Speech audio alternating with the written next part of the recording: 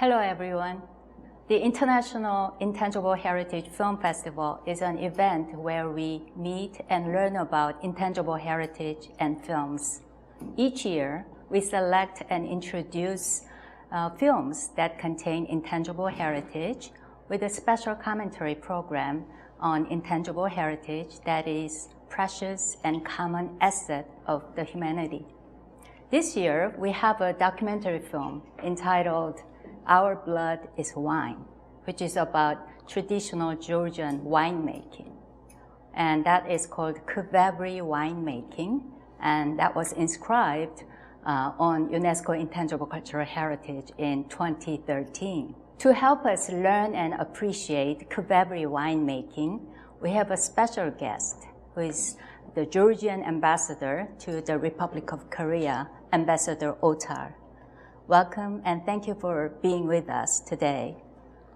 감사합니다 for having me here. It's an honor to me to be represented in this very special event, and I think that our today's interview will increase the acknowledgement about the Khwebre winemaking among the Korean society. Well, thank you, Ambassador.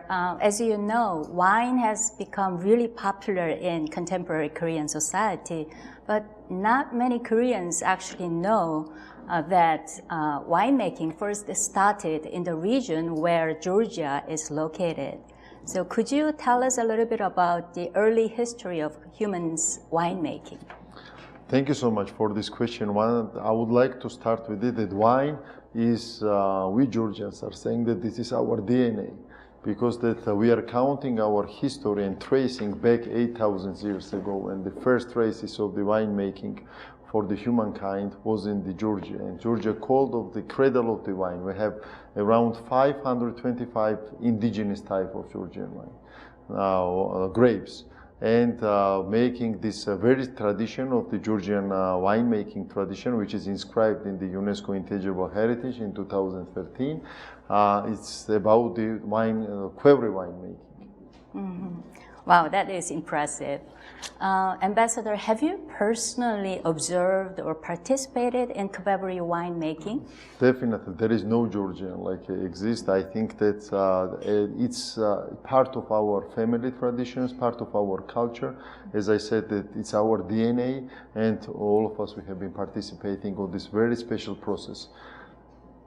Well, you have said special, but exactly what is so special about Georgian wine and winemaking? Because it's about the happiness, it's about the harvest.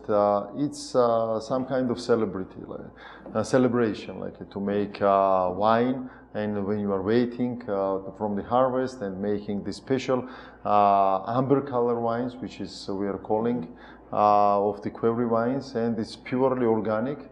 And I'm highly recommending it for everyone to taste, and it's getting popularity not only in Korea but in the rest of the world today.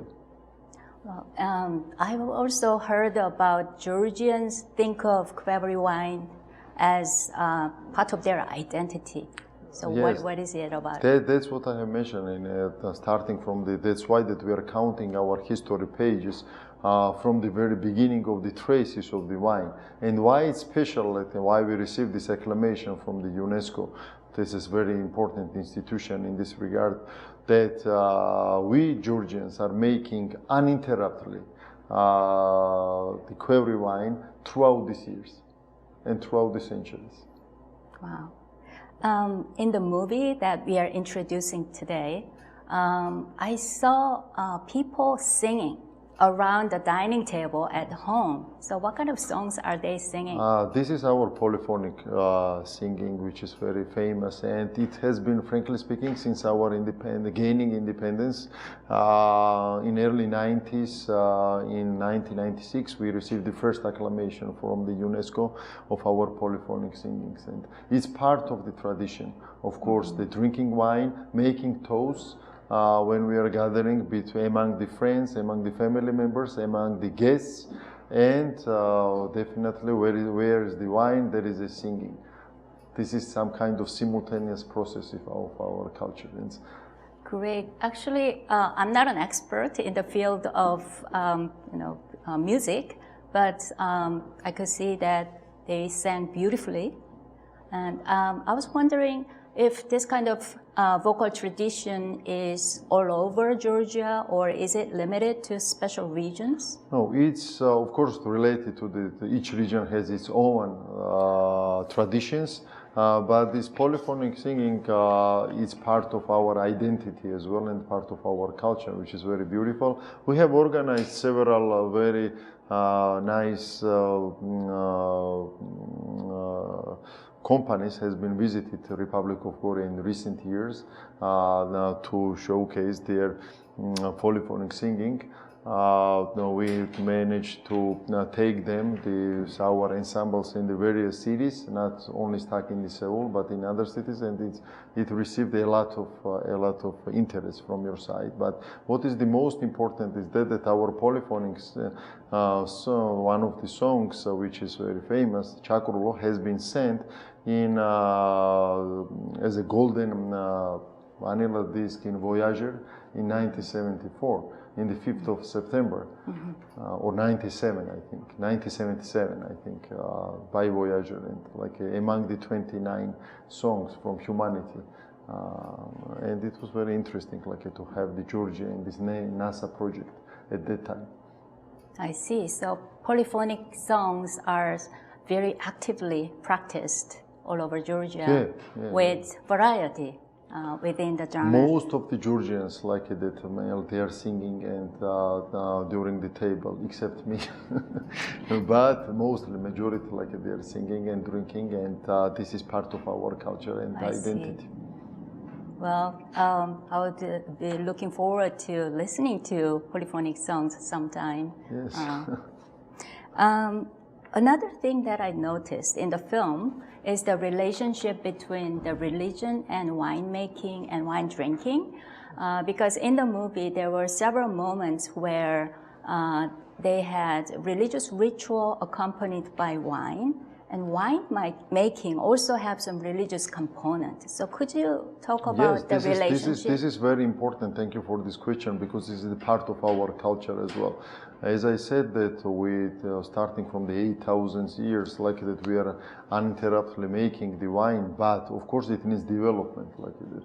And religious receiving the Christianity in the early 20th century, like it gave another boost of the diversification of the winemaking process, because that wine became a part of the ceremony, some part of the ceremony of the religious gatherings.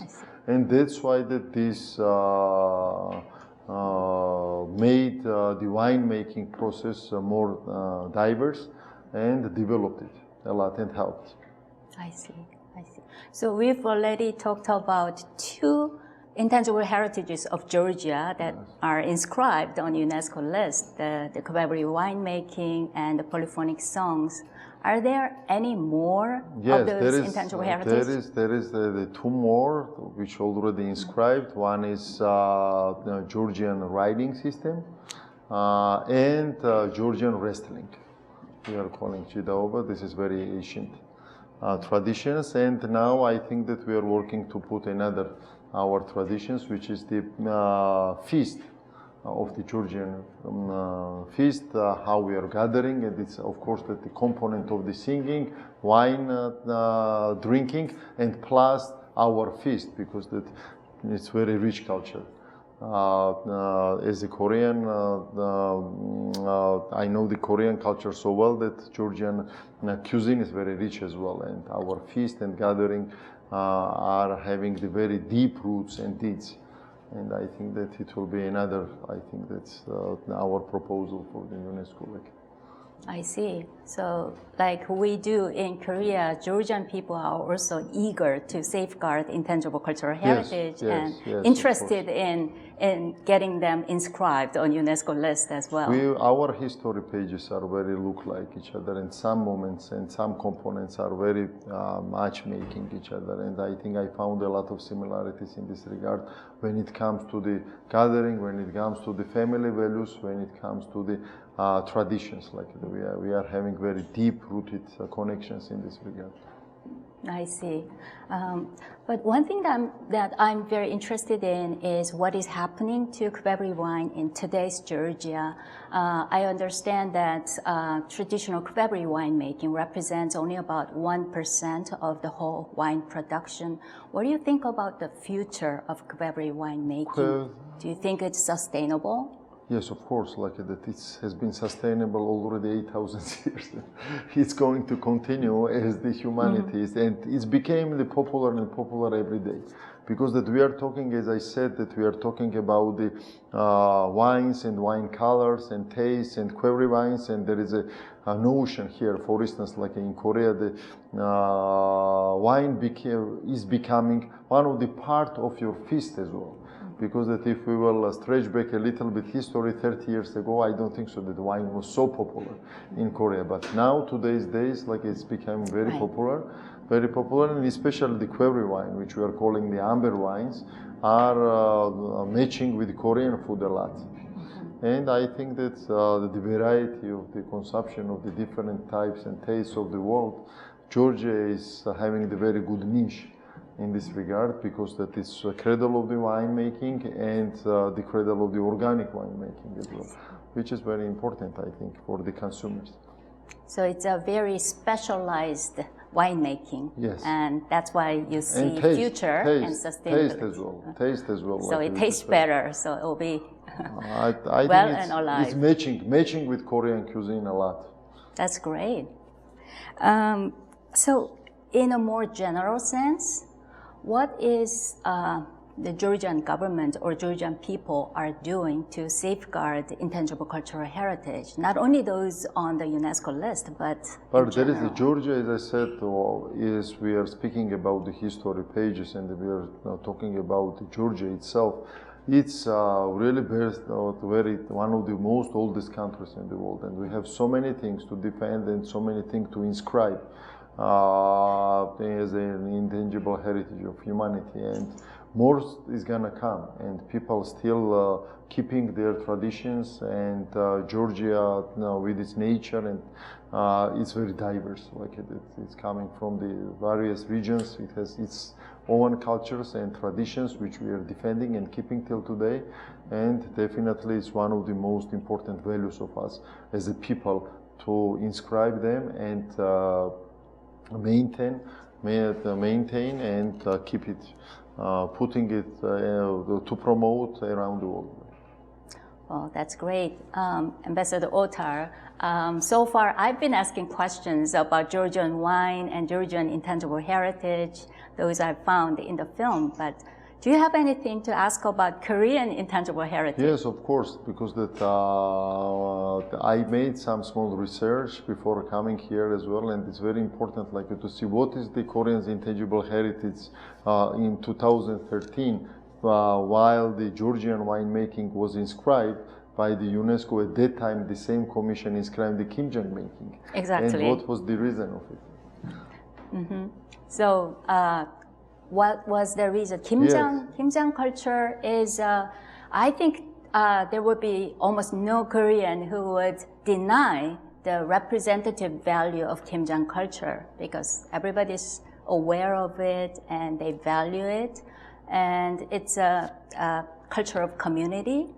So, and it is actively practiced in today's Korea.